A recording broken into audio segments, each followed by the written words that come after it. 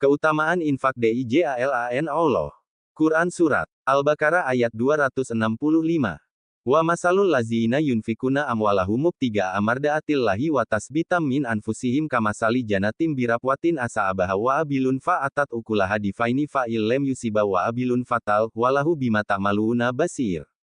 Dan perumpamaan orang yang menginfakkan hartanya untuk mencari ridha Allah dan untuk memperteguh jiwa mereka, seperti sebuah kebun yang terletak di dataran tinggi yang disiram oleh hujan lebat, maka kebun itu menghasilkan buah-buahan 2 kali lipat.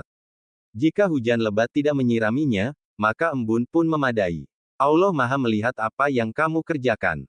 Dan perumpamaan orang yang menginfakkan hartanya untuk mencari ridha dan pahala dari Allah dan untuk memperteguh jiwa mereka dalam rangka melaksanakan kewajiban-kewajiban agama, seperti pemilik sebuah kebun yang subur, hijau dengan pepohonan dan menghasilkan buah-buahan yang baik yang terletak di dataran tinggi sehingga mendapat sinar matahari dan udara yang cukup. Selain itu, semakin tinggi sebuah dataran, akan semakin jauh dari sumber air yang mengakibatkan akar tumbuh-tumbuhan menjadi semakin memanjang. Serabut yang berfungsi menyerap makanan pun menjadi banyak, sehingga makanan yang membentuk zat hijau daun klorofil menjadi banyak pula. Dengan demikian, pohon itu menjadi produktif menghasilkan buah. Tempat kebun itu berada di dataran tinggi yang disiram oleh hujan lebat yang tercurah langsung dari langit. Sebagiannya diserap oleh tanah tempat akar-akar tumbuhan menghunjam, sebagian lainnya yang tidak dibutuhkan mengalir ke bawah dan ditampung oleh yang membutuhkannya. Selain sebagai sumber makanan, hujan yang deras itu juga berfungsi melunakkan zat-zat yang diperlukan tumbuhan, membersihkannya dari zat-zat yang menghambat pertumbuhan dan menjaga hama. Maka tidak heran jika kemudian kebun itu menghasilkan buah-buahan 2 kali lipat. Jika hujan lebat tidak menyiraminya, maka embun atau hujan gerimis dengan sedikit angin yang lembut pun memadai, sebab tanahnya subur dan berada di ketinggian yang memungkinkan untuk menghasilkan buah dengan baik. Begitulah, infak yang dikeluarkan dengan hati yang ikhlas, sedikit atau banyak, akan diterima dan dilipat gandakan pahalanya oleh Allah. Yang dapat mengenali niat dan yang disembunyikan seseorang hanya Allah, sebab Allah Maha melihat apa yang kamu kerjakan, dan mengetahui antara yang ikhlas dalam beramal dengan niat ria. Infak diumpamakan sebagai sebidang kebun yang mendapat siraman air hujan yang cukup, sehingga kebun itu memberikan hasil 2 kali lipat dari hasil yang biasa.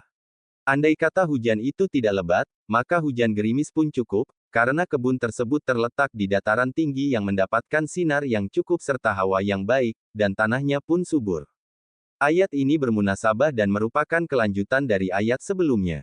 Dilihat dari sisi mekanisme erosi, adanya penutup lahan berupa pohon-pohonan atau tumbuhan dapat menghindarkan atau mengurangi resiko terjadinya erosi. Hujan di kebun pegunungan bukan penyebab erosi melainkan memberikan manfaat berupa peningkatan hasil untuk tanah yang dibudidayakan sebagai kebun. Dalam hal ini, pembelanjaan harta untuk mencari ridha Allah diumpamakan sebagai kebun di pegunungan yang disirami hujan dan menghasilkan buah-buahan 2 kali lipat.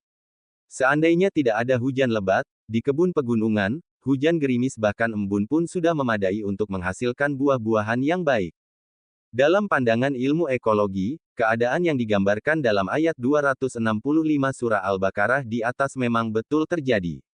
Fenomena alam ini jelas memperlihatkan kebesaran Allah yang mengatur dengan sangat rinci akan alam ini, sehingga semua makhluk mempunyai kesempatan untuk bertasbih kepadanya.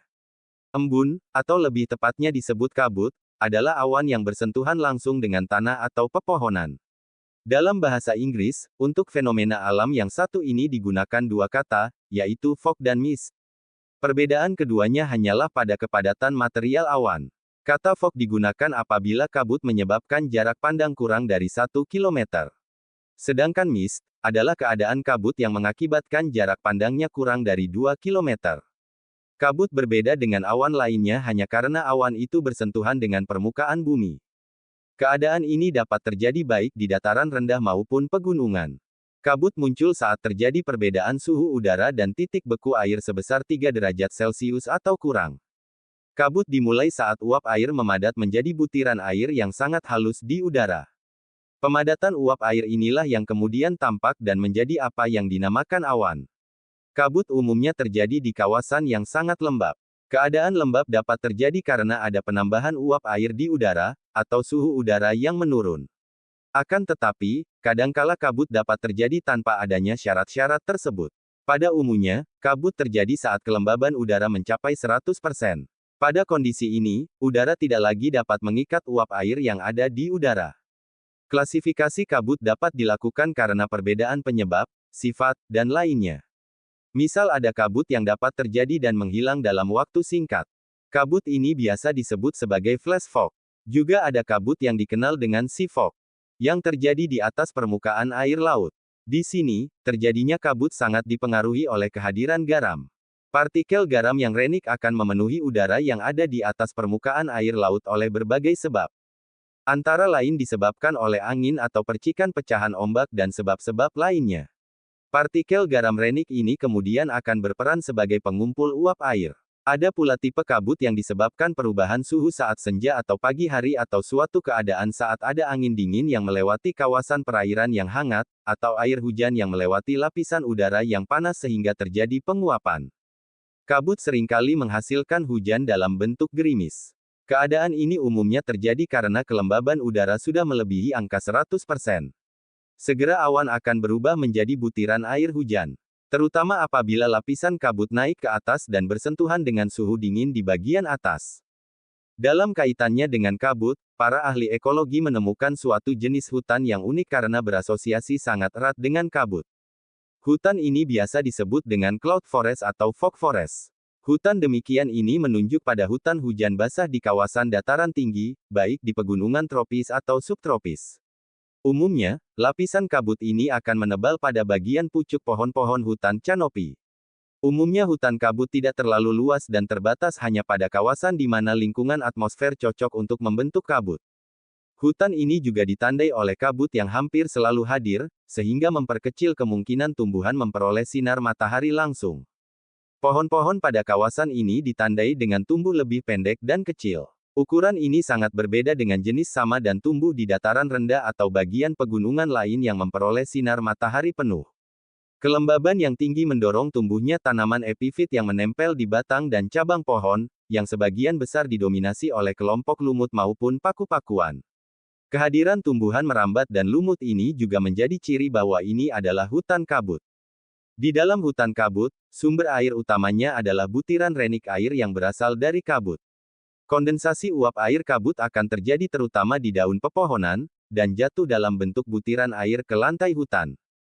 Suatu fenomena alam yang berada di kawasan yang sangat jauh dari tempat turunnya Al-Quran, tetapi dijelaskan dengan rinci dalam Al-Quran, merupakan bukti bahwa kitab suci ini bukan karangan manusia. Hanya Tuhan yang Maha Mengetahui yang dapat menurunkan ayat seperti ini. Dikatakan, bahwa yang diumpamakan dengan kebun itu adalah orang yang menafkahkan hartanya, karena dia menyadari bahwa dia telah menerima rahmat yang banyak dari Allah, maka dia bersedia untuk memberikan infak yang banyak, walaupun suatu ketika dia memperoleh rahmat yang sedikit, namun dia tetap memberikan infak. Membelanjakan harta di jalan Allah atau berinfak, benar-benar dapat memperteguh jiwa.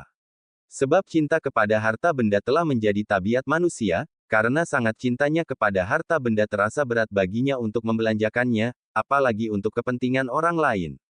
Maka jika kita bersedekah misalnya, hal itu merupakan perbuatan yang dapat meneguhkan hati untuk berbuat kebaikan, serta menghilangkan pengaruh harta yang melekat pada jiwa.